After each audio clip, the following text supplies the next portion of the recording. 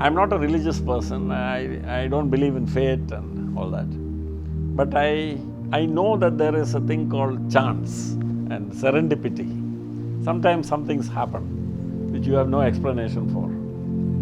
So one day, one of my friends told me that there is this institute called Chitra Tirunal Institute, and why don't you go check it out? You might find some interesting ideas. I was still in the service then. So I visited the institute, and then I was guided to the research wing, and there I met this Professor Ramani, who was the head of R&D. And 1 hour later, he changed my life. But just that meeting changed my life. For the first time in my life, I found a purpose. Otherwise, here was a guy who had no purpose in his life. You know, I enjoyed whatever I did, but I wasn't sure what I wanted to do. Now suddenly I had a purpose. And that purpose was to establish this indigenous technology, be the pioneer in the country to do this, and help a lab, national lab, transfer its technology to the market. Translate know-how to the market. So that's what. I never thought of that I'm going to build a company, I'm going to build a business, it's going to be my company. I never thought about all those things. In fact, I didn't even realize all that. I thought I was a project manager. And that's how I started Penpol. That was what the company was called at that time. That were the same, so yeah. have much risk. So I took the decision to quit the IAS. In fact, in the letter to the institute, I wrote to the director, Dr. Valyathan. I wrote a letter to him saying, I am interested in applying for commercializing your blood bag technology. I have no money, I have no technical qualifications, I have no business experience, I am not from a business family, but if you give me an opportunity, I will explain to you how I will implement this project. Anyway, to cut a long story short, even to this day, I don't understand why Dr. Valyathan accepted my proposal, but he chose to give the technology to me. And then, so that's how I I moved from a career in government to becoming an entrepreneur. So 1984, I took the license from the National Research Development Corporation of India for the know-how, tied up in 1985 with KSIDC for funding. Then I had to arrange a lot of other funding because I had no money. It was not that difficult either because I think I had a story to tell. So whoever I went to, whichever institution and I got money from government institutions. All of them were government institutions, not a single private party. I got from KSIDC, I got from IDBI, I got from KFC, I got from State Bank of Travancore. And I got money from National Research Development Corporation of India. They not only licensed me, they invested in my company. Mine was the first company in India in which the NRDC took shareholding. I think all these entities invested for the right reason. And that was, I think my story sounded credible to them. That is, when I told them, this is what we are going to do, this is what is. I didn't promise them that we are going to make a lot of money. That was, because I couldn't claim that. I really, though I hoped that we would be successful, I really couldn't claim that. But I spoke about this was a nationally important project. This was based on indigenous know-how. This would help modernize blood transfusion services in India because it will make available domestically made blood bags. It would save a lot of foreign exchange for the country. One of the greatest things to happen to a person in his or her life, and you are young people, and I wish it happens to you, because obviously it hasn't happened, it will happen, and I wish it happened, is you must have an epiphany. My epiphany was when I met Ramani. Suddenly, here was a guy who was just wandering through life. Suddenly, I had a sense of purpose. That's your epiphany. That's when that feeling, I was born to do this. The moment once that coin drops in your mind, nothing can stop you. Whatever you are deciding to do. And I remember I came back from that meeting and I had a very dear friend who died actually a couple of months ago. He was one of my dearest friends and well-wishers and advisor for me, Shashi. So Shashi asked me, Balu, how was the meeting? I said, I have decided I am going to do this. He said, "Today, you don't even know what a blood bag looks like." ചോദിച്ചു താൻ കണ്ടിട്ടുണ്ടോ blood bag? ഞാൻ പറഞ്ഞു ഇല്ല, അതൊക്കെ I consider it as minor details. അതൊക്കെ നമ്മൾ കണ്ടുപിടിക്കാം, whatever it is. But I had decided this is what I'm going to do. That's what is an epiphany. So I had that epiphany.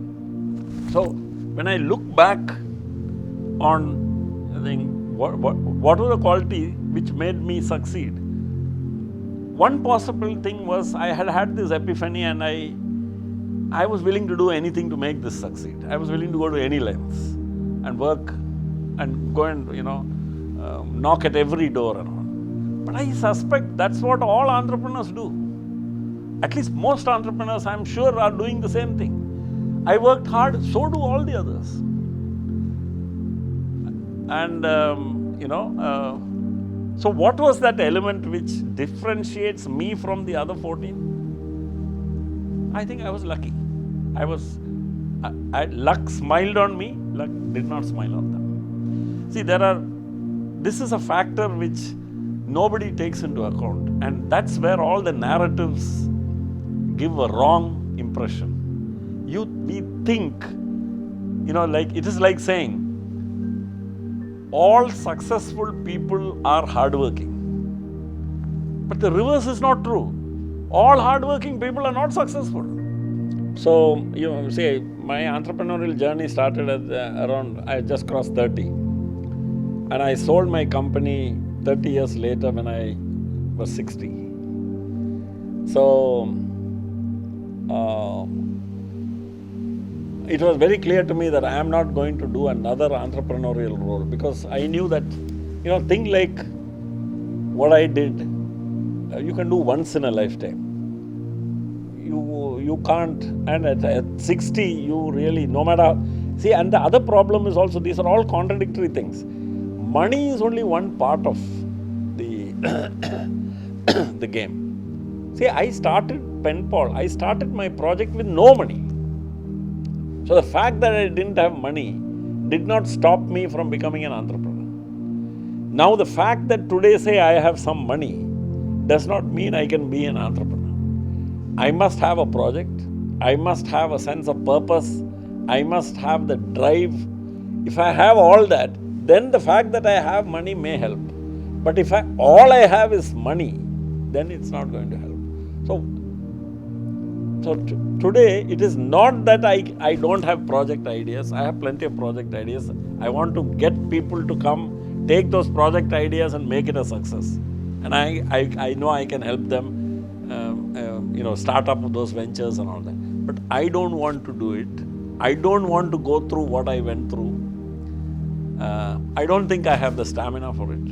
I went through so many crises, and all in the first 10 years.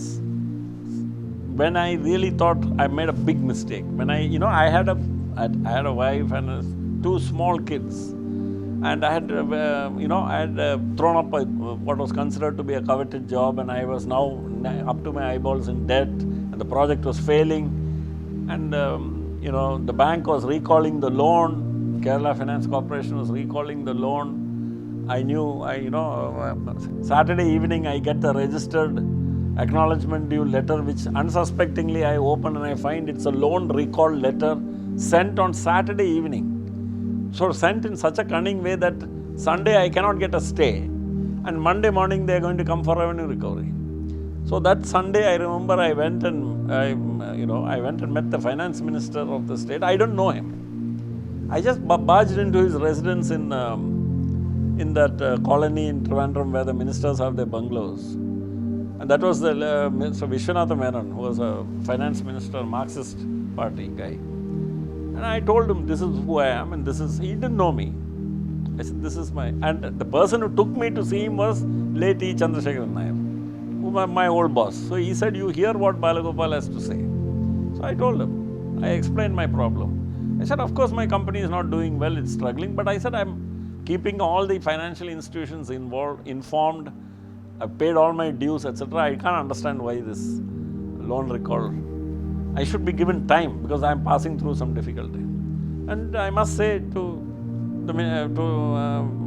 Mr. Vishwanath Menon's credit is that he stayed it on Sunday. He passed an order, and the next day I was able to go back and negotiate after that with all the banks and institutions and get a kind of more time to pay it back. So in the same way, I had times when my bank drawings were I was overdrawn in the bank. I had no money to pay next day's bills, and there were creditors waiting to be paid, salaries to be paid, etc. And I was wondering, what am I doing? What am I going to do? The profound message which I lesson which I learned was, tomorrow is another day. So I learned that if you have done whatever you can today, then I know myself. I think reasonably well I know myself. I know I'm not a guy of tremendous courage and tremendous fortitude and ഒന്നുമല്ല. ഞാൻ എല്ലാവരുടെ കൂട്ട് വല്ലാതെ upset ആവും ചില കാര്യങ്ങളിലും.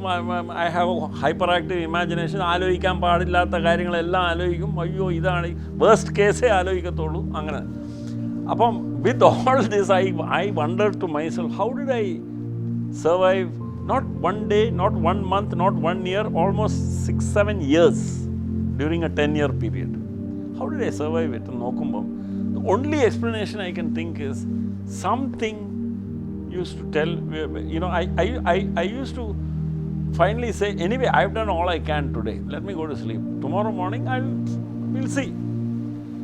So what happens with that approach is, things change. See, it's a dynamic world out there. I learned the lesson which I learned and what I advise. And in fact, in my presentations and all, the last slide I tell people is, finally I'll tell them, young people, I'll say, I hope you never pass through the times like the times I had to pass through. But you may have to, and in all likelihood you will. When that happens, remember that tomorrow is another day.